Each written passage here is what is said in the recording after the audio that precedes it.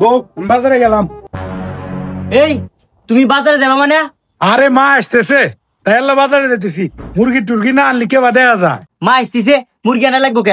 ঘরে কি শাক পাতা নাই? আরে এটা কোন কথা কইলা, শাক পাতাটা ভাত দেওয়া যাবো। এতদিন পর মা আসতেছে, থাকো আমি গেলাম। এই দাঁড়াও, কোনো বাজারে যাবো না, ঘরে যা আছে তাই রান্না করে খিলামো। তোমার মাও আসলে ভালো মন্দ রান্না করা লাগবো, বাজার থেকে মুরগি কিনে নিয়ে আসা লাগবো। আরে তুমি এবার করতে চাও কে? বয়স্ক মানুষ, শাক পাতাটা ভাত দিলি মনে কষ্ট পাবো না? ও, শাক পাতাটা বাদ দিলে মনে কষ্ট পাইবো, আর বয়স হয়ে গেছে তারে তো ভালো মন্দ খাওয়া লাগবো কে? দুদিন পর তো মরেই যাইবো। না, এই শালির যন্ত্রণায় তো জীবন শেষ। তাহলে ওর মাখ নাই করে দিই। হ্যাঁ হ্যাঁ, না করে দাও, না করে দাও। এত ডেলি ডেলি বাইতে আসা লাগবো কে? আসসালামু আলাইকুম শাশুড়ি আম্মা। এই যে আমার একটু অফিসের জরুরি কাজ বাইরে গেছে, আপনি একটু সামনে মাসে আইসেন। কি আমার মা আসবো? এই ফোন কাটি না, না তাড়াতাড়ি ফোন দাও, মাকে আসবে নিয়ে গাও। আর শোনো, বাজার থেকে যা ভালো ধে মুরগি কিনে নিয়ে আইসো।